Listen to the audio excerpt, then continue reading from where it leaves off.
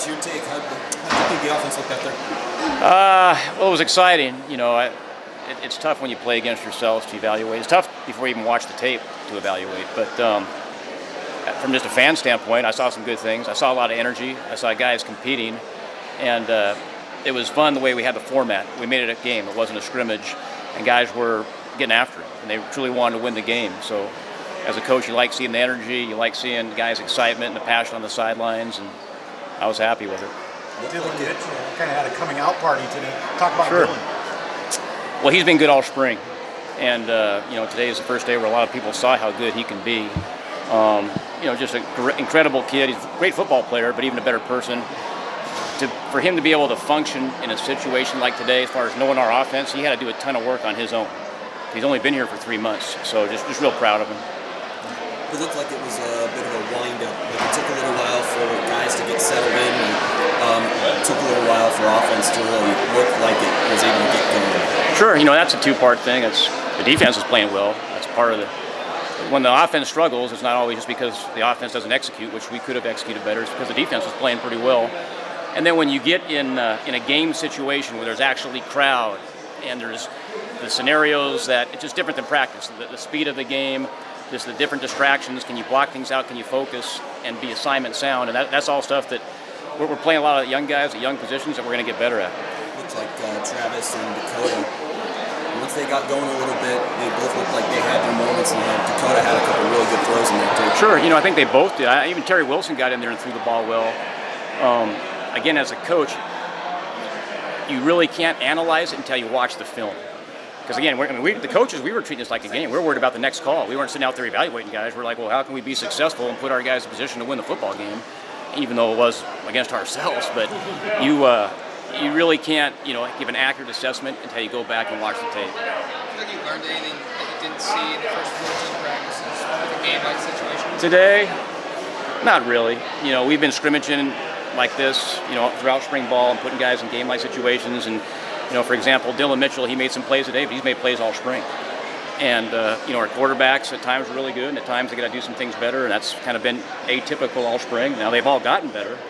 And then the interiors where you really got to go back and dissect the film and see, who played well. From a fan standpoint, I thought Kanai Benoit ran the ball really well, and so did Tony James, but that's just being an armchair quarterback. You're looking at it from the sideline. But yeah, I was excited and love the energy, love what this game represents. Our kids really buy into how important it is to honor the military and what they do for us, and it's a neat deal. And those guys really take a lot of pride in showing those guys around here.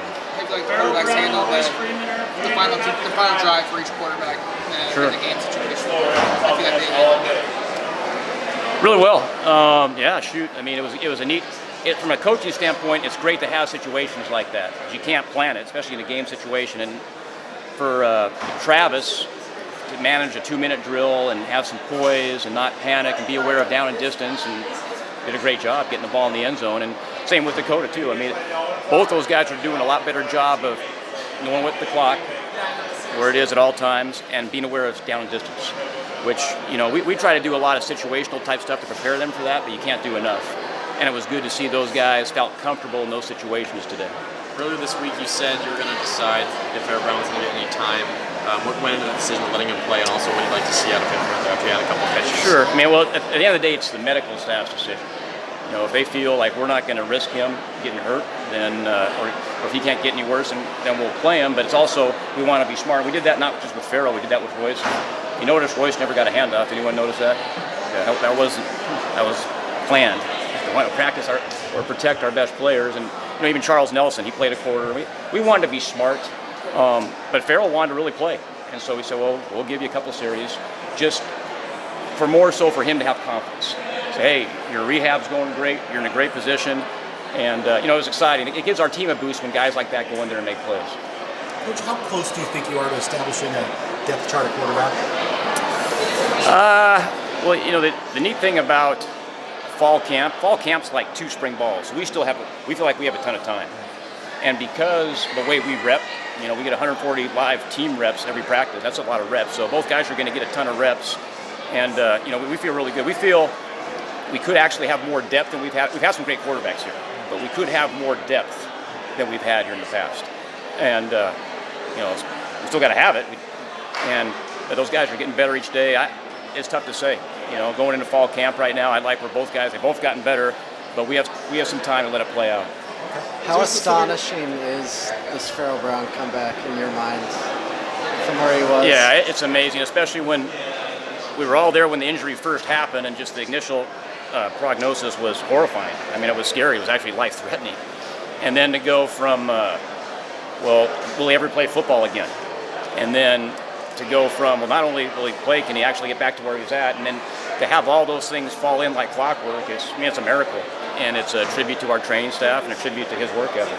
How big a bonus is that to add an all Pac-12 guy to what you already had coming back? Maybe you didn't count on it until now. Oh, it's huge. I mean, yeah, anytime a guy gets hurt, you got to go on to the next guy, so you can't count on a guy that's hurt. But when you get a guy like that, it just not only does it make your whole offense better, it makes your whole football team better. Because they see the way he rehabs, they see his desire, they see his heart, and he's just him, Royce, Charles, they're spark plugs. They affect our whole team. The way they prepare and when they make plays on the field, it's energy that's contagious. There was a stretch there where Travis got sacked several times in a row. Was he making some mistakes on the reads? Was it the offensive line? Anytime a quarterback does get sacked, it's usually a combination of things. And obviously, we never want that to happen.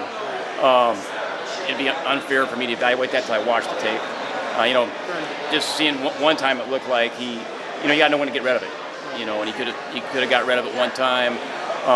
But at the end of the day, it's usually a combination of things where if the offensive line in the back on the right page, the receivers where they were just supposed to be. So it's hard to say until I watch the tape. Is the gap between Dakota and Travis in terms of just in-game savvy and experience, is that pretty large considering that Dakota's actually played college football? Is that something that could really tip the scale?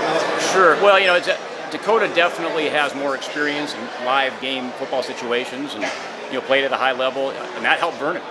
Vernon Adams, one of the reasons he was able to transition so fast in our offense and have success is he's been thrown to the fire. So what you worry about, in practice, we try to put them through as many situations as you can. A game's still different. When there's crowd noise, when there's adversity, when there's, just a lot of emotions going on, how can they be even keel? Can they manage those situations? And so we're still finding that out. But yeah, just the obvious is he would be a little ahead there just because he's lived it and been in it.